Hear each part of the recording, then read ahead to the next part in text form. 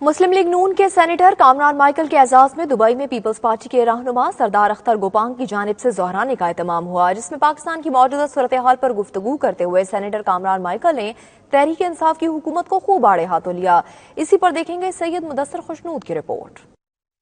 نون league کے senator اور سابق وفاقی وزیر کامران مائیکل گزشتہ دنوں دبئی پہنچے تو لیگی کارکنوں نے ان کا شاندار استقبال کیا۔ دبئی میں مقیم پیپلز پارٹی کے رہنما سردار اختر گوپانگ کی جانب سے کامران مائیکل اور پیپلز پارٹی مڈل ایسٹ کے صدر میاں منیر ہانس کے اعزاز میں ظہرانے کی تقریب کا انعقاد کیا گیا، جس میں نون لیگ اور پیپلز پارٹی رہنماؤں سمیت تجارتی شخصیات نے شرکت کی۔ سینیٹر کامران مائیکل کا 92 نیوز سے خصوصی گفتگو کرتے ہوئے کہنا تھا، تحریک انصاف کی حکومت نون لیگ کی قیادت کو سیاسی انتقام کا نشانہ بنا رہی ہے۔ انہیں ایسا کرنے کی بجائے پاکستان کی ترقی کے بارے میں سوچنا چاہیے۔ آج پاکستان اس گھر کی طرف چل رہا ہے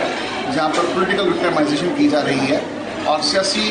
قیادتوں کو اور وہ لوگ جنہوں نے پاکستان کو سینچا سنوارا ہے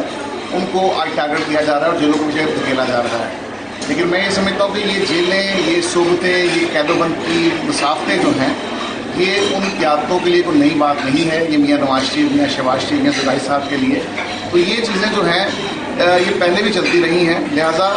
ان چیزوں کو ان سے ڈرنے والی بات تو نہیں ہے۔ لیکن جو چیز جس جگہ پر حکومت آج کام کر رہی ہے 1 پوائنٹ ایجنڈے پر، انہیں پاکستان کی ترقی کے لیے سوچنا چاہیے، انہیں وہ وعدے پورے کرنے چاہیے، ان وعدوں کی تکمیل کرنی چاہیے جو وعدے عوام کے ساتھ کر کے ہیں۔ جو وعدے انہوں نے عوام کے ساتھ کیے تھے یہ ان سے بالکل دور بھاگ رہے ہیں۔ اس موقع پر پاکستان پیپلز پارٹی مڈل ایسٹ کے صدر میاں منیر ہانس کا کہنا تھا، پاکستان آج جن مسائل سے دوچار ہے ان کے حل کے لیے دونوں بڑی جماعتوں کو ایک پلیٹ فارم پر اکٹھا ہونے کی ضرورت ہے۔ ضرورت اس چیز کی ہے کہ اوورسیز میں رہتے ہوئے جتنے بھی